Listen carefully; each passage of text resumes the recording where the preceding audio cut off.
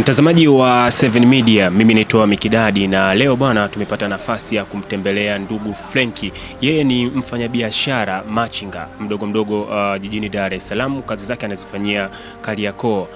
Siku chache zilizopita alipata shoti ya umeme na madhara makubwa sana yalimtokea, yakiwemo vidonda, lakini pia matibabu yanaendelea. Kama 7 Media tumekuja nyumbani kwa Frenki kwa ajili ya kuzungumza naye, atueleze ilikuwaje, lakini pia mpaka sasa amefikia wapi kwenye upande mzima wa matibabu. Mimi naitwa Mikidadi na nyuma kamera yupo Benny.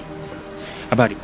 Salama, asante. Ni kwanza majina naitwa Frank Joseph, mkazi machinga Kariakoo, biashara ndogo ya.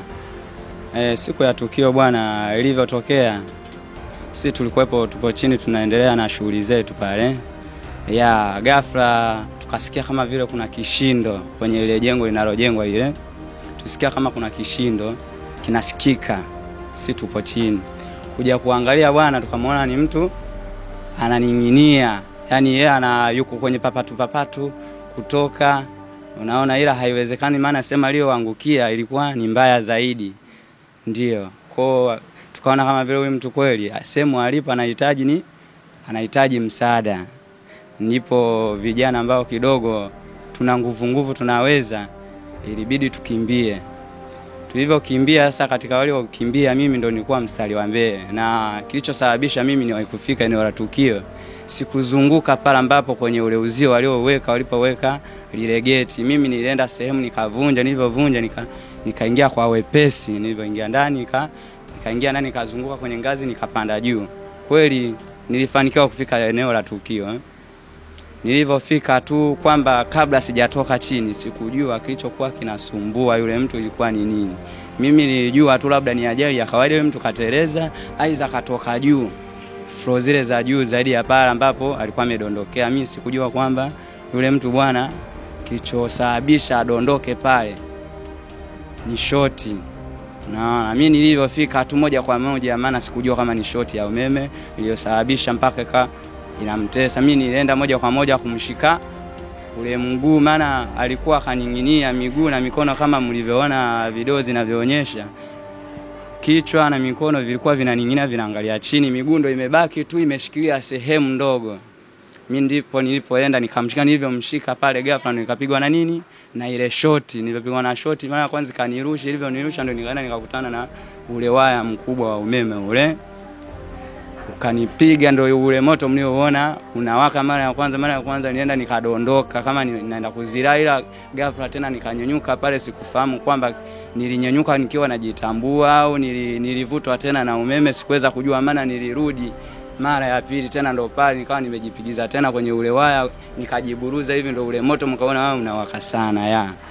Kwa kuanzia pale nilivyokuwa nimezirai, nilivyozima pale moja kwa moja, mimi nikawa nimezirai na kuja kujikuta tena na stuka nishanyanyuliwa, maana na nijaribu kuuliza nipo patafahamu, wakaniambia bwana muda ule wewe unazirai, nyie wote kwanza mlizirai, ila muda ule TANESCO waliwahi wakakata umeme, ndipo walipokuja kusaidia watu wakaondoa chini, ila waliwabeba tofauti. Wewe waliokuchukua walikupeleka kituo cha polisi ili kuandikiwe ile PM3 ile ya kwenda kutibiwa. Unaona, mimi nilivyofika kwa kituo cha polisi nikawa naulizwa, nikawa sijitambui, maana sikuwa na mtu yoyote ambaye ni wa karibu, rafiki ambaye amewahi kuja hata nisaidie. Kwa hiyo nikajikuta naulizwa maswali, nafanya hivi, mimi naweweseka tu, mara nakimbia natulia, maana siko kitimamu, yani nimetoka kuzinduka hapa penyewe, sijajitambua bado mimi ni nani au kimenikuta ni nini. Ndipo ndio walivyonituliza pale kwa muda, akaniweka sema ambapo kuna upepo. Baadaye ndo wakaniuliza majina. Bwana alivyoniuliza majina tu nikaweza kutaja yale majina, ndo wakaniandikia ile karatasi. Alivyoniandika wakamuita bajaji, wakanipandisha bajaji alivyonichukua pale akanipeleka hospitali. Alivyonifikisha tu alinifikisha tu pale mapokezi, akageuza, unajua naye alikuwepo kikazi.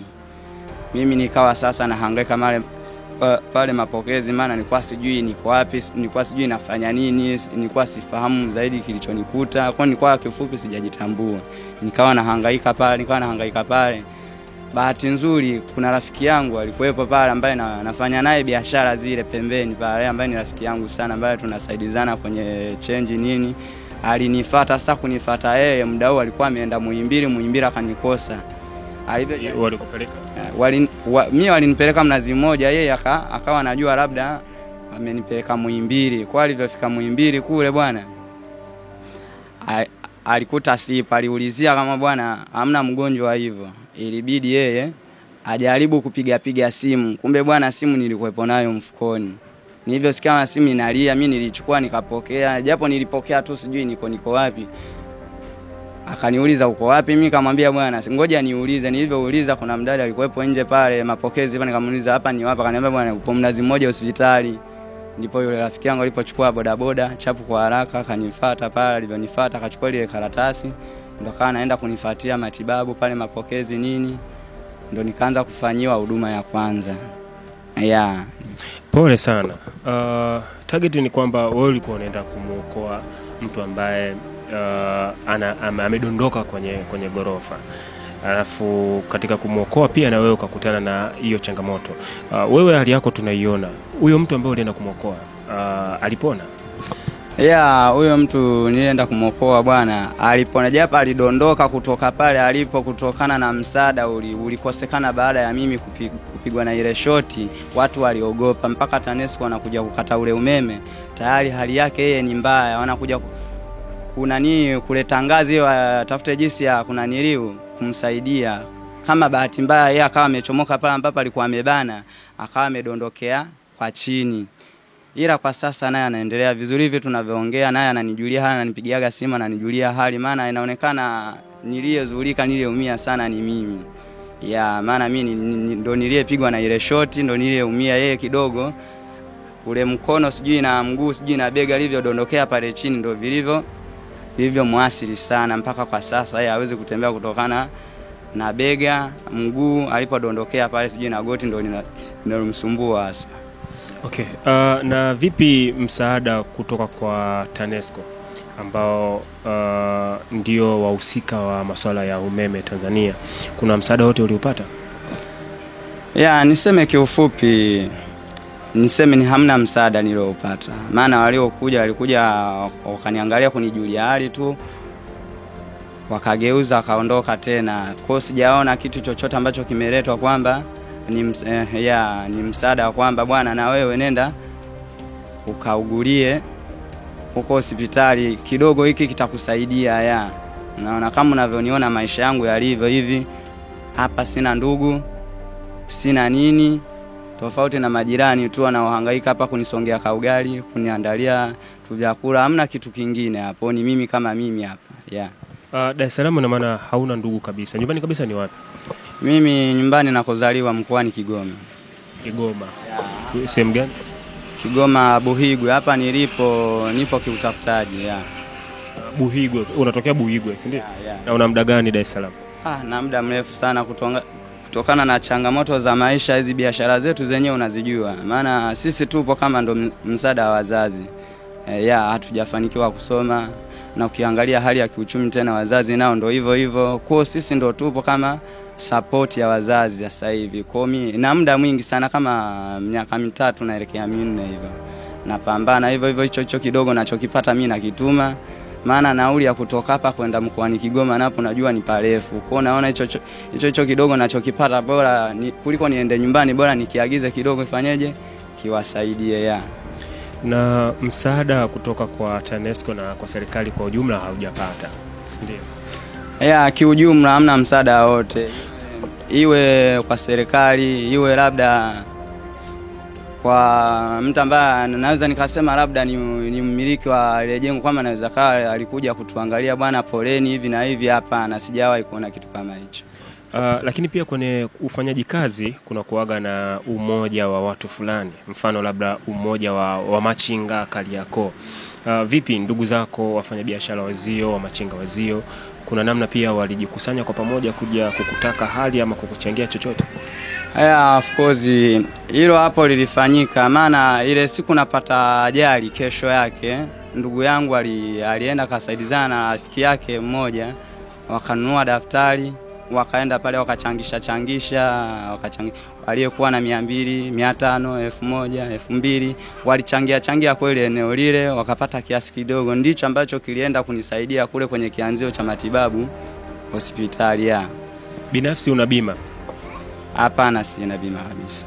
Okay, na ina maana ikitokea saizi kuna Watanzania watajitoa kwa ajili ya kukuchangia bima ya matibabu, bila shaka upo tayari?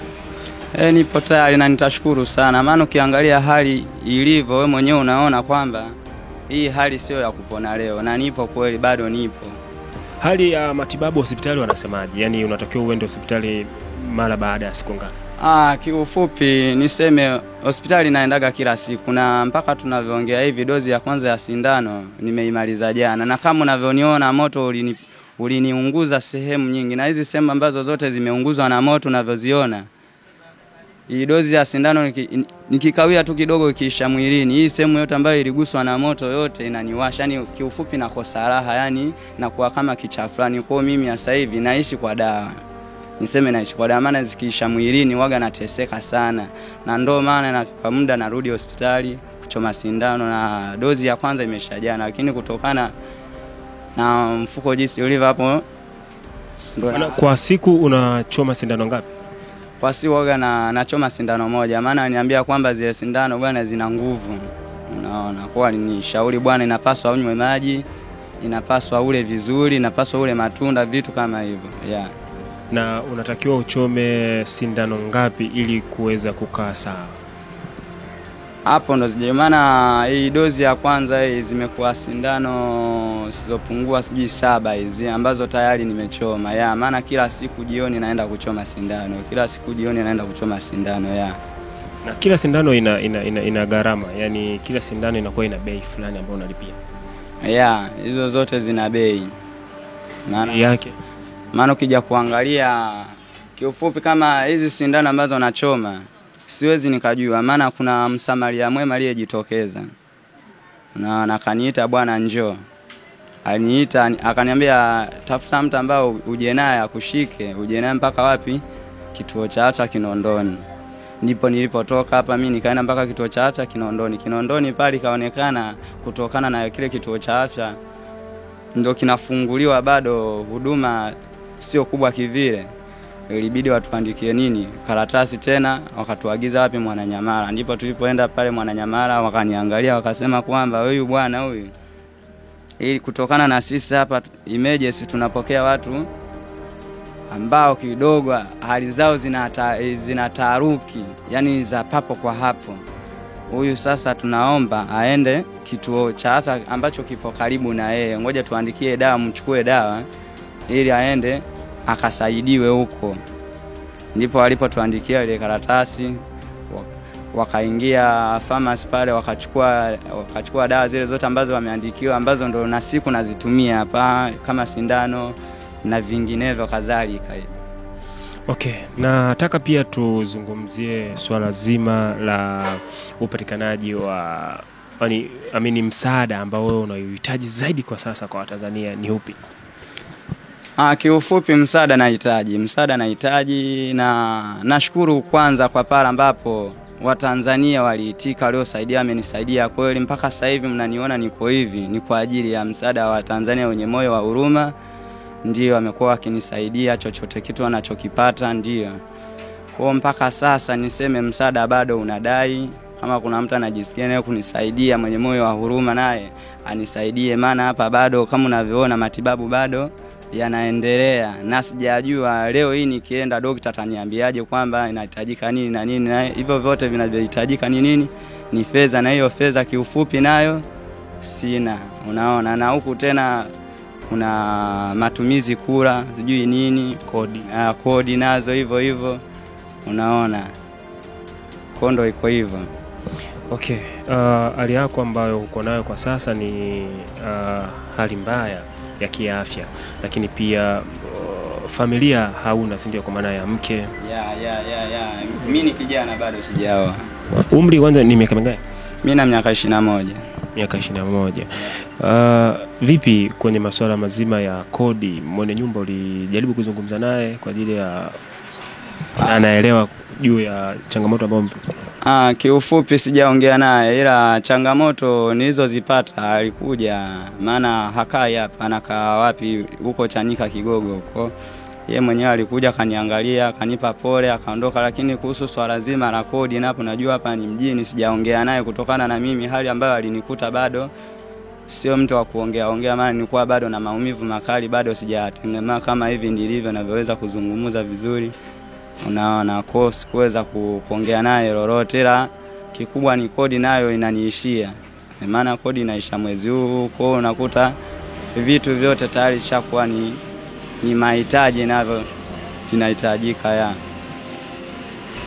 Mtazamaji wa 7 Media, tumezungumza na kijana Frenki ambaye amepata matatizo ya kuungua na umeme, na hii haina muda mrefu sana, lakini wapo Tanzania ambao mlijitokeza na kumpa msaada, lakini bado anahitaji msaada zaidi kutoka kwenu wa Tanzania, kwa sababu hali yake ni kama ambavyo unaiona, matibabu, lakini pia pesa na mzunguko mzima wa maisha ya siku, bado anahitaji msaada kutoka kwenu wa Tanzania. Frenki, zungumza na Watanzania, ongea nao chochote kwa kitu ambacho unakihitaji saizi, lakini pia kwa wale ambao walishawahi kukusaidia washukuru pia. Kiufupi nashukuru sana, maana narudia tena, yani hapa nilipofikia mimi ni juhudi zao, ni msaada wao, moyo wa kutoa, moyo wa huruma walioonyesha kwangu wa Tanzania. Kweli tuendelee kupendana hivi hivi na naendelea kuwashukuru sana. Nashukuru kwa wale ambao mmejitokeza kwa ajili ya kunisaidia na mimi kama kijana nipate kurudi kwenye hali ya kawaida na wale ambao bado wana moyo wa kusaidia pia nao wanisaidie.